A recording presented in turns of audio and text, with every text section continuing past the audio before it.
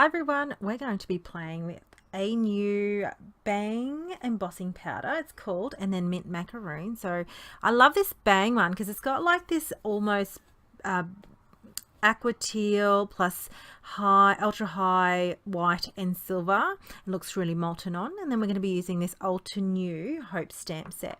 We're going to be using some ink pads from Catherine Pooler. This one here is the Mint to Be.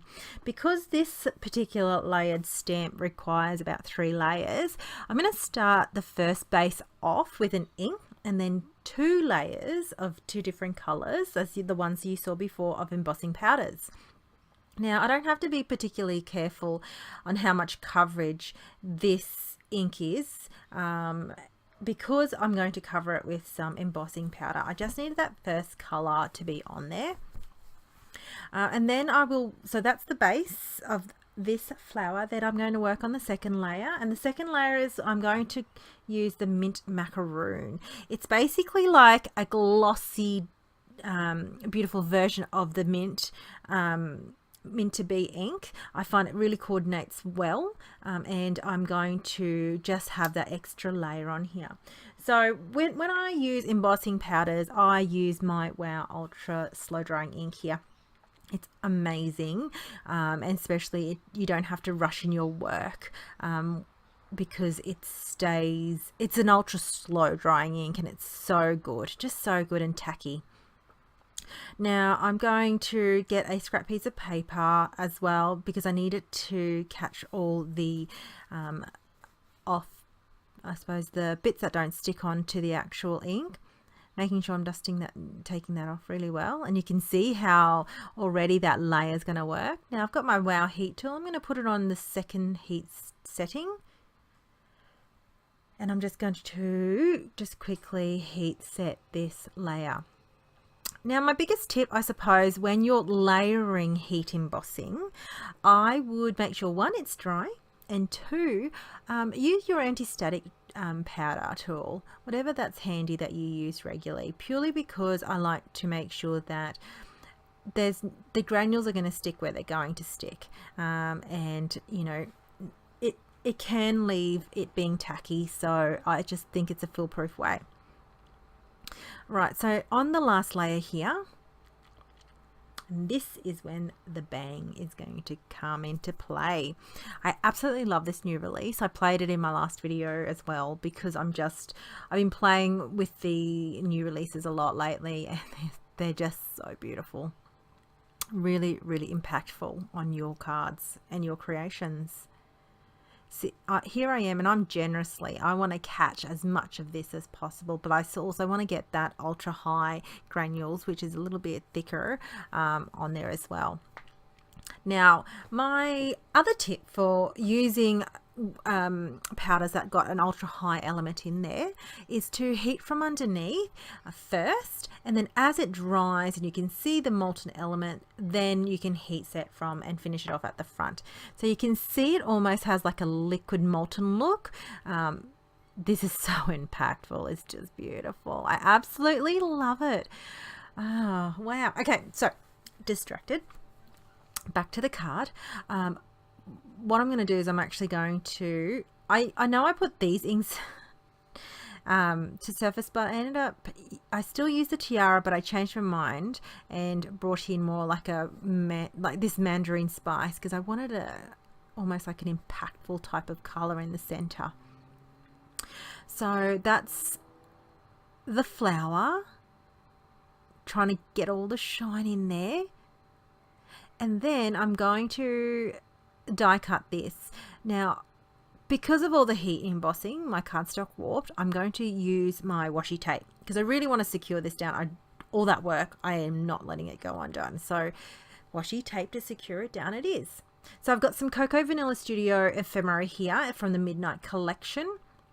I love this color kind of combo, and I got some frames here, so this ephemera you can use like with your scrapbooking and your card making. I use it for a lot of my classes at my local scrapbook store, Daisy Chain. And then what I'm going to do is just going to pick out some elements from here. So I've taken like this Polaroid frame and some grey leaves, sketch leaves here. I've got some really light grey cardstock here, and I'm going to use Hero Arts unicorn ink, and I'm just going to randomly stamp the leaves from that same stamp set just all over. I find this is just going to create that subtle background that I need as another element and layer. So sometimes instead of adding, I'm already going to add lots of layers with the ephemera, so I didn't really want to add an extra layer of cardstock as such, but this kind of pattern was able to capture that for me. Okay, just using like a microfiber cloth to quickly clean my surface, and I've got a white top folding card base here.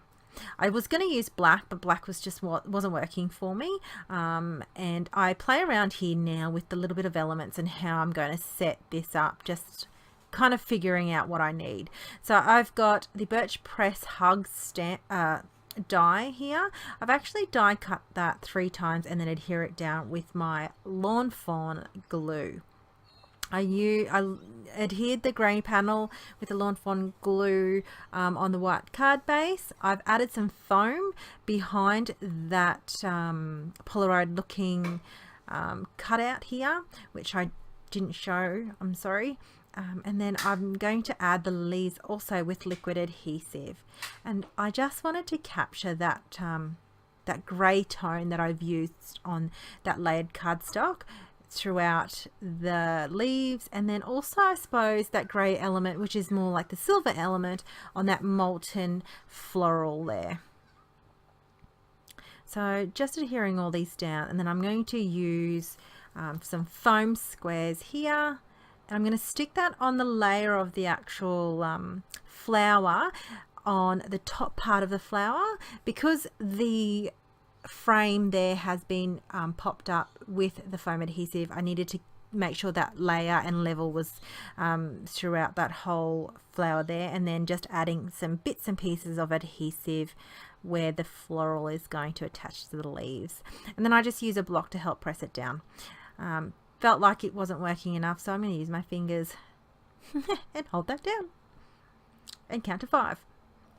Okay, once I was happy with that, I'm going to then add the hugs with the liquid adhesive